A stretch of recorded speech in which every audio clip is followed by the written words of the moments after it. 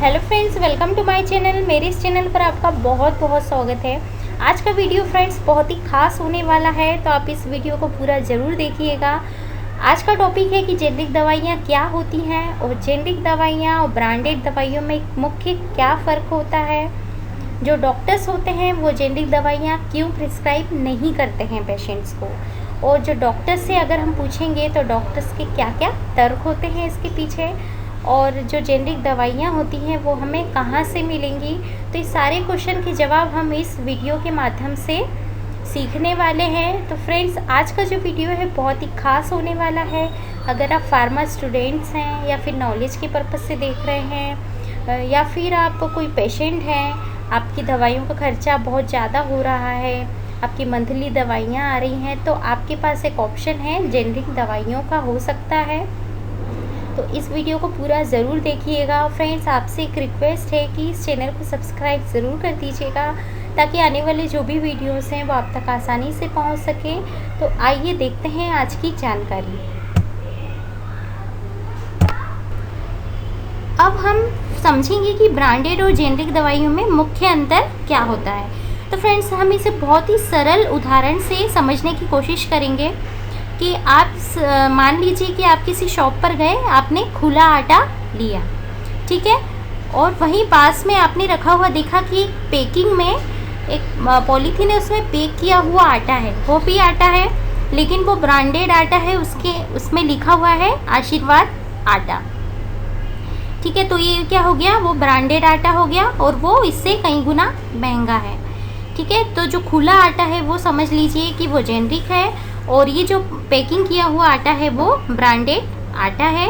और जो आटा है पैकिंग वाला, उसमें लिखा हुआ है आशीर्वाद। जो आशीर्वाद नाम है वो कंपनी ने खुद तय किया हुआ है। तो अब आप समझ गए होंगे कि मुख्य अंतर क्या होता है। फ्रेंड्स, अब हम मेन पॉइंट पे आ जाते हैं कि जेनरिक मेडिसिन क्या होती है। तो फ्रेंड्स, हर दवाई बनाने के साथ जो कंपनी होती है उनका एक निर्धारित समय के लिए पेटेंट कराया हुआ होता है। जैसे किसी कंपनी ने कोई भी नई मेडिसिन की रिसर्च की है और वो उस मेडिसिन को बना रही है, तो वो कुछ टाइम के लिए उसका पेटेंट कर लेती है। फाइल पेटेंट करवाने से मतलब है कि वो जो कंपनी है वही उस दवाई को बनाएगी, और भी कोई भी जो अदर कंपनियां हैं वो उसकी कॉपी नहीं कर सकती, मतलब उतने समय के लिए। जैसे 20 साल का पेटेंट होता है कंपनी का, 20 साल तक के लिए अगर उसने पेटेंट किया है तो उस समय में कोई भी दूसरी कंपनी उसी दवाई की कॉपी नहीं करेगी। लेकिन पेटेंट अवधि जैसे ख़त्म होती है, उन दवाओं का निर्माण कोई भी दूसरी कंपनी कर सकती है, और सारी मतलब जो ऐसी बहुत सी जो कंपनियां होती हैं जिन्हें वो दवाई बनाना होता है, वो सारी कंपनियां उन दवाई का निर्माण करने लगती हैं। लेकिन हर कंपनी उन दवाओं के निर्माण में उन पैरामीटर्स और उन मानकों को ध्यान में रखती है, तभी दवाइयों का निर्माण करती है। तो ऐसी जो दवाइयाँ हैं वो जेनरिक दवाई कहलाती है, जिनका कोई ब्रांड नेम नहीं होता। अब हम ये समझ लेते हैं कि जेनरिक नेम और ब्रांड नेम टैबलेट में कहाँ लिखा होता है। तो फ्रेंड्स, इसको हम पिक के माध्यम से समझेंगे। ऊपर जो पिक दी है उसमें जेनरिक नेम दिया हुआ है टैबलेट का, और जो नीचे की पिक है उसमें टैबलेट का ब्रांड नेम दिया हुआ है। ऊपर की पिक में आते हैं, जो जेनरिक दवाई है उसकी पैकिंग पर किसी भी फार्मा कंपनी का नाम नहीं होता है, बल्कि दवा अपनी मेन जो ड्रग मॉलिक्यूल है या जो मेन सॉल्ट है उसके नाम से ही बिकती है। जैसे ऊपर की पिक में दिया हुआ है पैरासीटामोल, सिर्फ लिखा हुआ है, मतलब इसका कोई ब्रांड नेम नहीं है, सिर्फ दवाई के नाम से ही ये बिकती है। ये होगी जेनरिक दवाई, ठीक है, जो कि मेन दवाई के नाम से ही बिकेगी।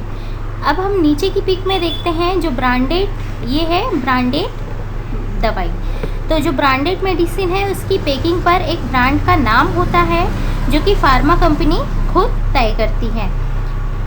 इस नीचे वाली पिक में हम देखेंगे कि इसमें दो नाम दिए हुए हैं। ऊपर है पैरासीटामोल टेबलेट आईपी और नीचे लिखा हुआ है डोलो 650, ठीक है। मगर कंपनी ने इसे अपना ब्रांड नेम दे दिया है टेबलेट डोलो 650 mg। ठीक है। पर इसमें भी मुख्य सामग्री क्या है, या जो मेन ड्रग मॉलिक्यूल क्या है, पैरासीटामोल ही है। पर इसको कंपनी ने अपने खुद से ब्रांड नेम दे दिया है, जो कि कंपनी खुद तय करती है ब्रांड नेम, ठीक है।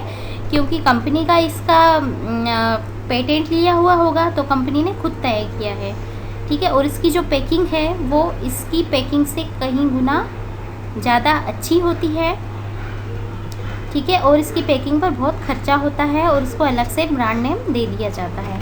तो ये हो गई हमारी ब्रांडेड दवाई। उसका ब्रांड नेम क्या होगा, डोलो 650। तो शायद अब आप बहुत अच्छे तरीके से समझ चुके होंगे कि जेनरिक दवाई क्या है और ब्रांड दवाई क्या होती है। डॉक्टर जेनरिक दवाई क्यों नहीं लिखते? अब आपका क्वेश्चन हो सकता है कि जो डॉक्टर्स हैं वो हमेशा ब्रांडेड दवाई ही क्यों लिखते हैं। तो फ्रेंड्स, डॉक्टर के पास जब दवा लेने जाते हैं आप या हॉस्पिटल्स जाते हैं तो आपने देखा होगा कि डॉक्टर की केबिन के बाहर कुछ सूट बूट पहने, टाई लगाए कुछ लोग दिखाई देते हैं, जो कि एमआर होते हैं, मेडिकल रिप्रेजेंटेटिव। इन्हें आपसे ज़्यादा जल्दी होती है डॉक्टर से मिलने की और यह डॉक्टरों को ब्रांडेड दवाई लिखने के लिए प्रोत्साहित भी करते हैं।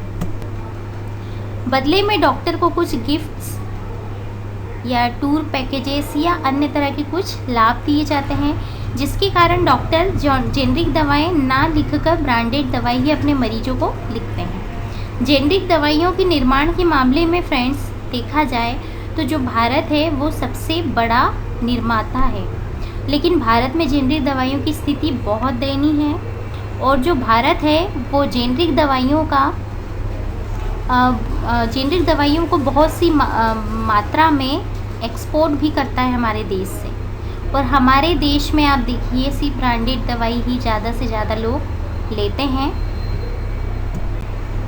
जेनरिक दवाएं न लिखने को लेकर डॉक्टरों के अब हम तर्क देख लेते हैं। अगर आप डॉक्टर से पूछेंगे तो वो तरह तरह के आपको तर्क देना शुरू कर देंगे कि जेनरिक दवाइयों में दवाइयों की गुणवत्ता पर ध्यान नहीं दिया जाता, या जो जेनरिक दवाई हैं उनको बनाते समय इनके पैरामीटर्स पर ध्यान नहीं दिया जाता। तो ये बात बिल्कुल गलत है फ्रेंड्स। कोई भी दवा मार्केट में आने से पहले वो कई तरह के टेस्टों से होकर गुजरती है।